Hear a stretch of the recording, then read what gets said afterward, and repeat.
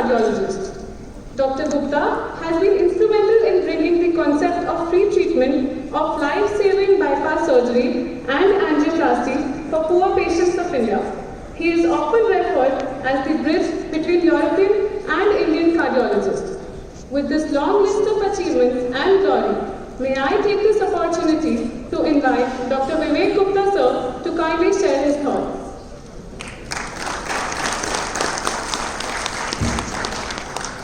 It's really great morning today. So I'm overwhelmed with the number of people sitting here. This is not the first time, but one of the rare occasions when we have the privilege to address the students. Normally I've been addressing most of the doctors through our Indo-European program. So, respected Chief Guest, Yaved Mathur Sahab, Dr. Sujata Srivani, Guest of Honor, Dr. Pankaj Gupta, Dr. S. J. Gupta, Dr. Ruchi Sogarwal, who is our Managing Secretary, and I really heartily thank IHMR for giving this opportunity to be present with you on this occasion. I am a clinical cardiologist, so I'll start my talk a little bit about the cardiology session.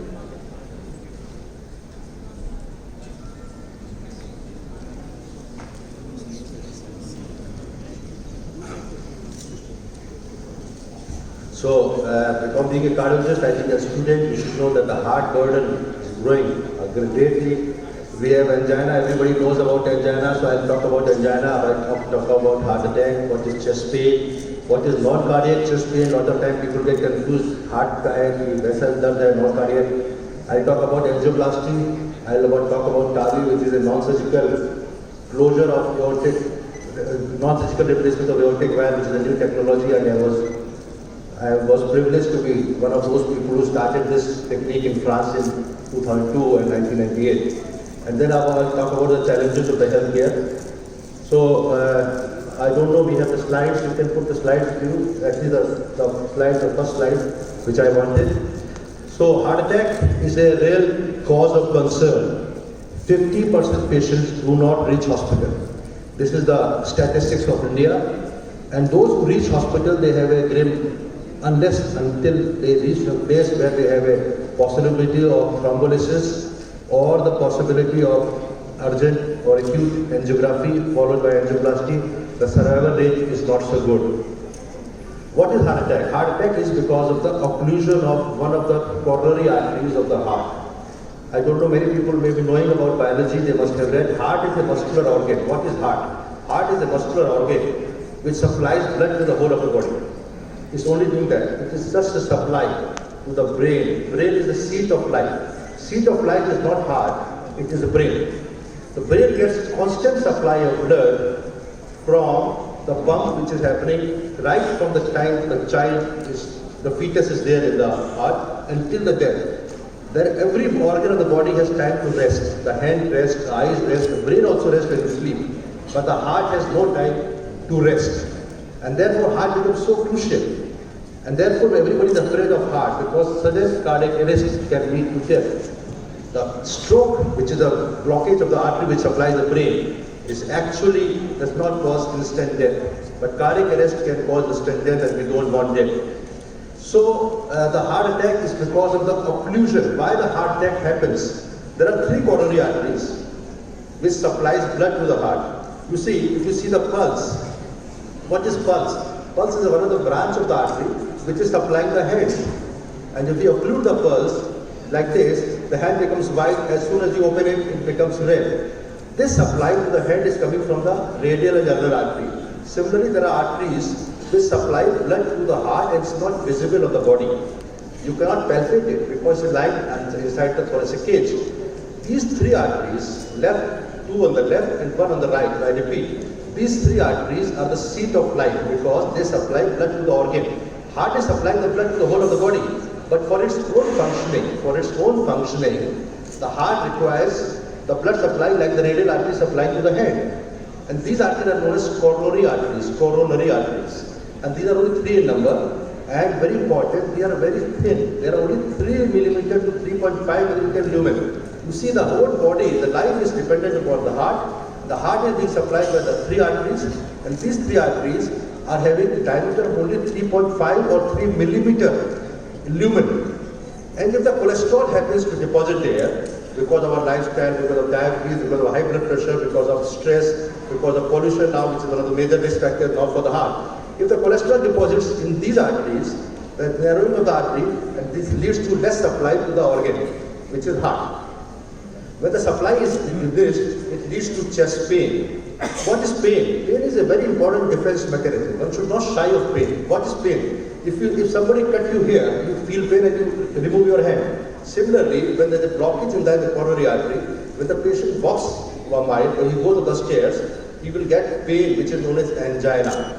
This angina is because of cry of the heart. What is cry of the heart? The heart is receiving less blood supply than what is actually required, and that is why the patient feels pain, and this is angina. So if you feel the pain and if you have angina, that means there is some problem.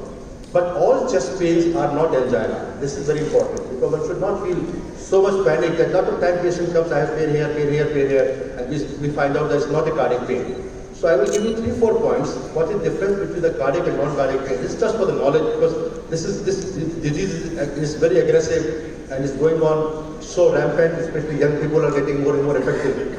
Now we see that 35-year-old, I had a patient yesterday, 39-year-old heart attack. So similarly, such patients are going, so we have to have good knowledge about this. All chest pain are not angina. But there are some features which describe that this pain is actually angina.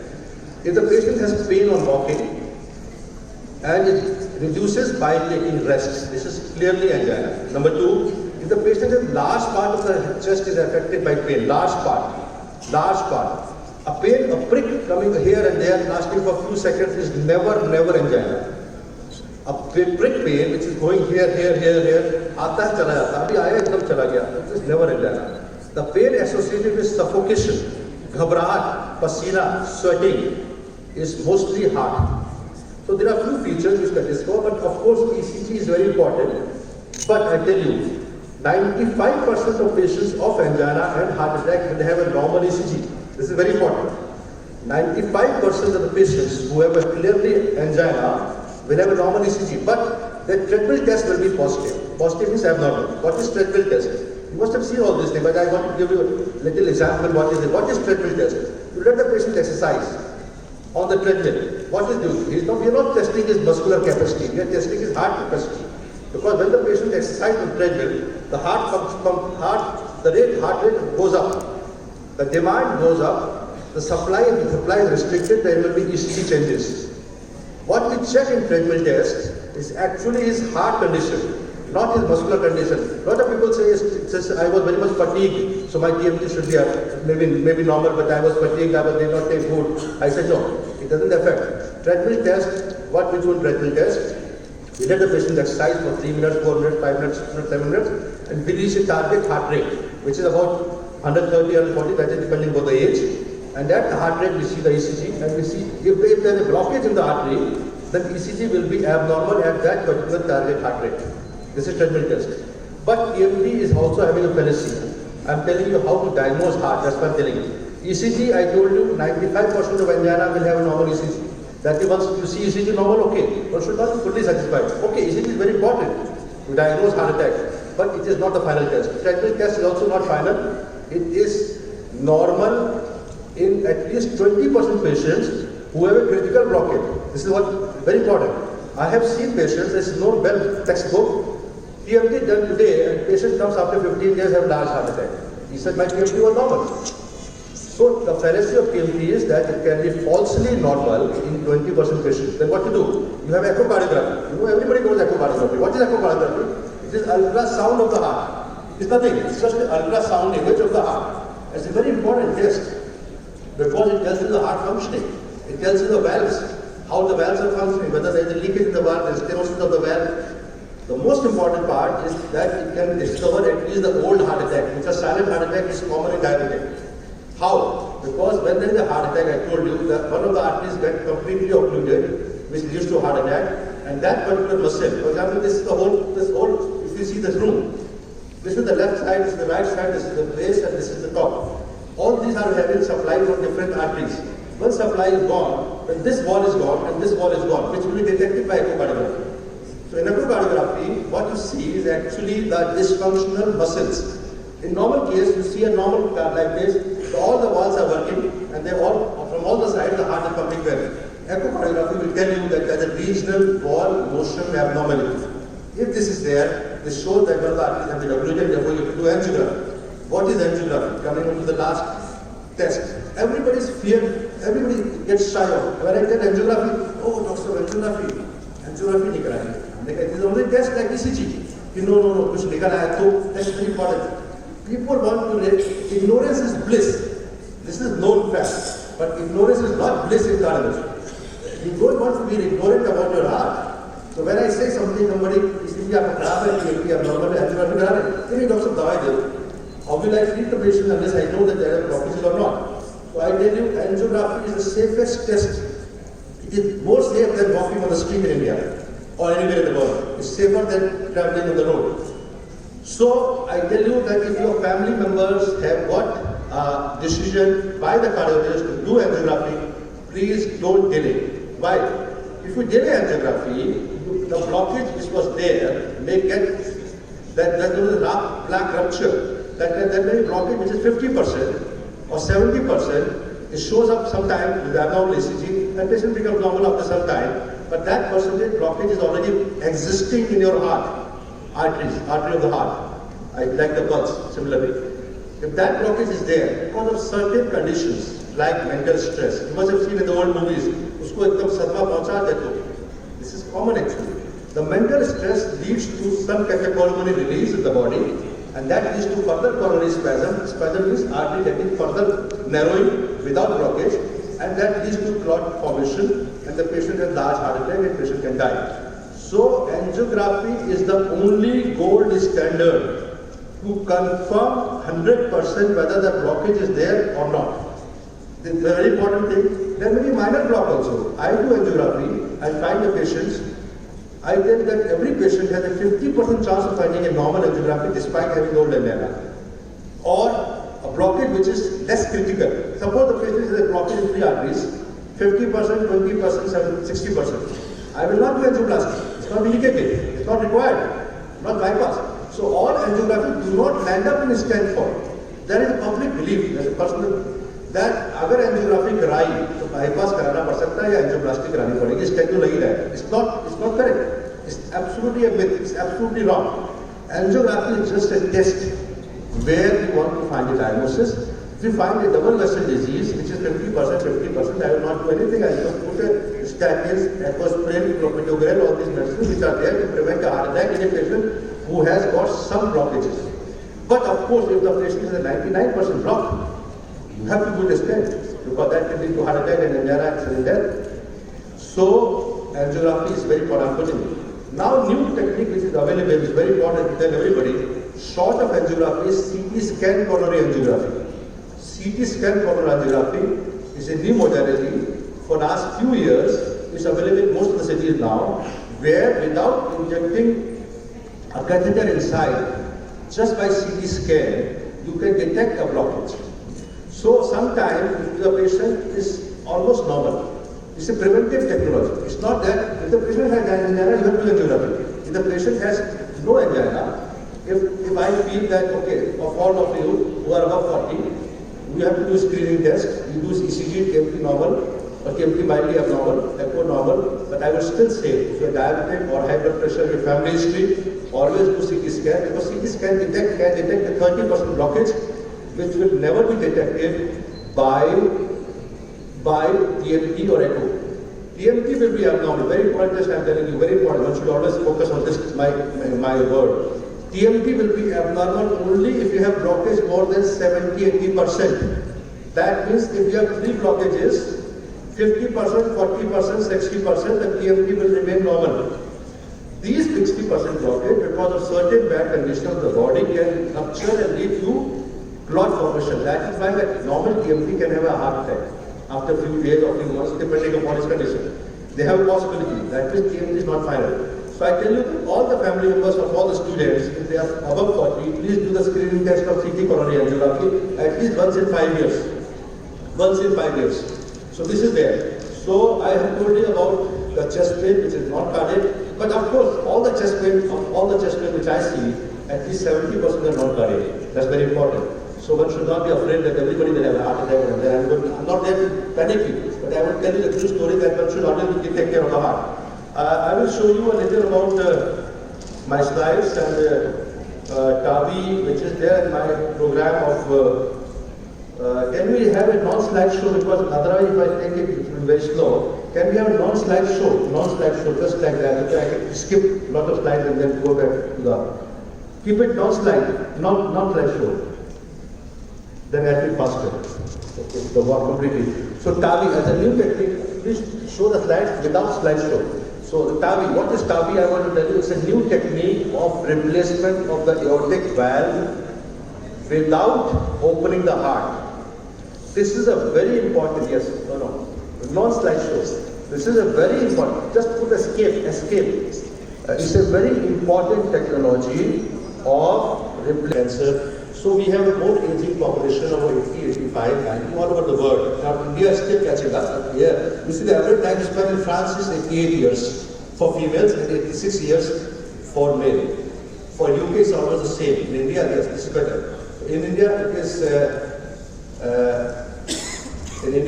is about still 60, 65, 70, I don't know exactly, Dr. Prof will remember there. So I would like to tell you that we are still lagging in terms of so many bed ratio, and I will show a few slides and then I will show you about the. I think all these things will be covered by our other panelists, but let me show, because I'm sorry that slides, I don't have the laptop here. Okay, so I'll just go quickly on to the last part of my presentation, which is the training program, which we are doing for the private doctors, and we are planning to get support from the government to tell about if the government doctors can be trained. So I'll just skip about few slides, and then IHMR Bharat, I think we'll have a discussion after that. It's a great scheme of the Prime Minister where we are giving benefit 5 lakhs rupees per family for at least 50 lakhs families. So I'll skip this. Then we have challenges. Then I talk about this. Can we have the slideshow now? Can we have the slideshow? So this is a training program which we started by the name of Indo-European. This is the last part of the talk. I know there are other speakers as well, and we have taken a lot of time. So this is Indo-European course on revascularization, which we started in 2008. This is, I think, Madam Sonik, who is the Additional Chief Secretary, will take care of it. Just listen to this. It's important. We started Indo-European course on revascularization. We did the first course in June 2008 in Vigyan Bhavan. Then we did it in a lot of European universities in London, Paris, Amsterdam, Rome, and Zurich. And the concept was to give the training. The concept was to train the doctors for interventional cardiology. But slowly we are catching up, and we are trying to do the government doctors. Why government doctors training is important? This is what I want to emphasize here. The government doctors is a pilot of the scheme. You see, if we have primary health center, who is the pilot? Is the doctor. If we have secondary or community health center, who is the pilot? The doctor team. Who in the district hospital, again the doctor. The doctors are very important for running a good healthcare system, even for IHMR Bharat. For IHMR Bharat success, it depends upon the availability of cesarean doctors in primary health center or in community health center, or availability of angiography in community health centers. I'm talking about the medical, this government system. Unfortunately, the doctors who are like us in the government sector do not have enough opportunity to be trained. They are getting training. I'm not saying that they are not training. But training outside India just makes a little more difference. I have been training doctors from India in London, Paris, Rome, Amsterdam, not in the hotel, but in the universities. For example, Tor Vergata University in Rome, Padua Hospitals, Padua University in Italy.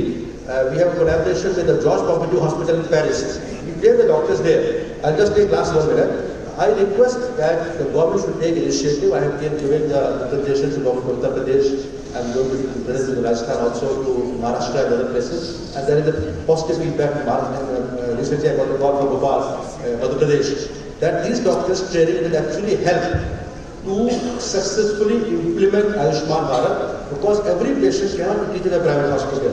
If the private hospital is full, I have seen that lot of patients are being given that there is no bed available. How can they treat our patients? So we have to actually improvise upon the healthcare of our own system, which is the healthcare of India, which is the government system.